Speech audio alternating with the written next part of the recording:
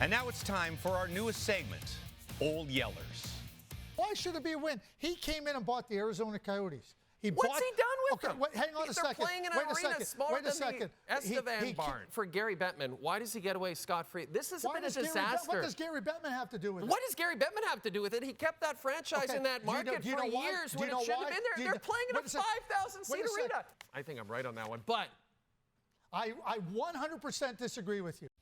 This has been Old Yellers.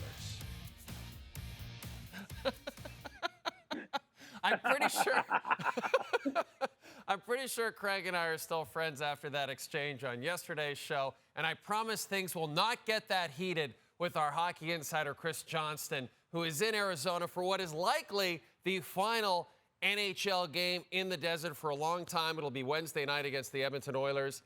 Chris, you had a chance to speak to a couple of the players today, the coach. How awkward of a situation is this right now for this team? You know, I think it's someone especially jumping in new, who's not around a team daily. It felt a little bit more like resignation to me, you know, a little bit of gallows humor there with some of the players and the staff. I mean, I think obviously this has been a long, difficult season. They've been playing knowing this was a possibility. There's been rumors. I mean, heck, there's been rumors going back a decade, let alone years. But there's been a lot of talk of this. And then obviously being on that West Coast Canadian road trip when the news first sort of arrived in their social media feeds and they got their minds around it. So by the time they got here now, I think it's really about trying to have the best farewell you can do. Obviously, it's beyond the control of any of the players, the coaching staff, the trainers, even the general manager. I mean, there's only so much can happen if the owner wants to sell and move the team. And that's what's going to most likely happen here, assuming this deal comes together. And, you know, you wrote a great article in The Athletic on Monday just talking about the last couple of seasons and the toll that it's taken on the players and maybe more so, Chris, the staff of this team. And, you know, as you alluded to, we've heard lots of reports about how upset some of the players are about the way the last 2 weeks have played out, you know, finding a lot of this information out on social media, maybe feeling like they were left in the dark a bit. But are there players and staff that maybe feel that finally they have a little certainty about their future, at least at this point? Yeah, I think you're almost seeing that switch happen now. I mean, especially when they get through that game Wednesday against the Oilers. They can move forward. You know, there's talk now of a trip to Salt Lake City early next week for at least the players and perhaps the staff to, you know, tour the facilities, start to see where their new home will be. Again, all this pending this deal coming together, being ratified by the NHL's Board of Governors. But, you know, I think that there definitely has been frustration. I mean, I spoke with Matt Dumba 2 weeks ago, and, you know, he played with this team until the trade deadline. He said it was like mental warfare, playing out of a college rink in temporary facilities, you know, having to deal with all this talk about the possible relocation and move of the team.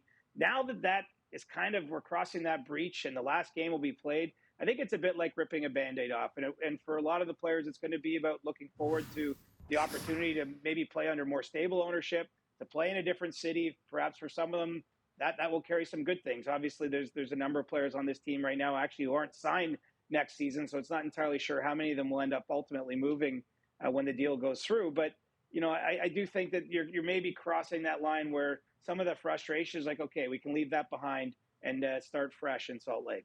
And, you know, as you and Pierre and others have reported, it seems like the league's desire is to make some sort of official announcement before the postseason begins this weekend. How likely, Chris, do you think that's actually going to be? Do you think the league will be able to do that?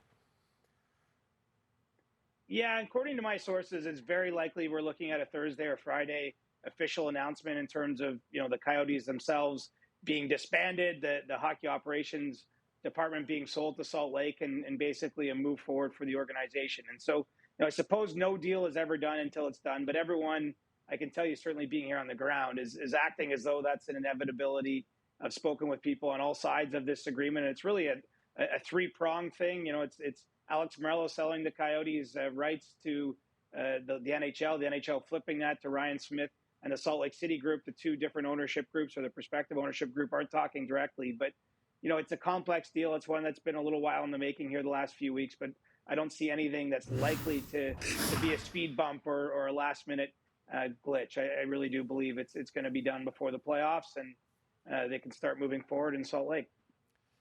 Chris, one more for you. How is this deal being viewed by other owners in the NHL? simply put, they don't all like it, right? There's a poison pill element of this where Alex Morello is due, assuming this deal goes through, to get $1 billion for the Coyotes. He didn't put near that amount into the team in terms of buying it, even with his operating losses. He's going to come out ahead financially, and I don't think everyone likes that, because the reason it's happening is because he couldn't get an arena built. And this situation appeared as though it was going to drag on for years and years and years, and the NHL recognized that it was becoming untenable for the players, for the staff, for everyone involved. And so, it's not one that everyone likes. I think it's, being viewed, though, at the NHL level, as this was a situation they had to do this. They have a great owner in Salt Lake City and Ryan Smith waiting. I think it gives them a chance to cut bait in terms of the Coyotes saga, which obviously goes back way before Alex Morello's ownership. And so it's a little bit of a mixed bag, but, ultimately the team is likely to make more revenue playing out of the building in Salt Lake next year, which is, in excess of the capacity of Mullet Arena at 4,600 fans. And so ultimately that's probably best for everyone when all is said and done.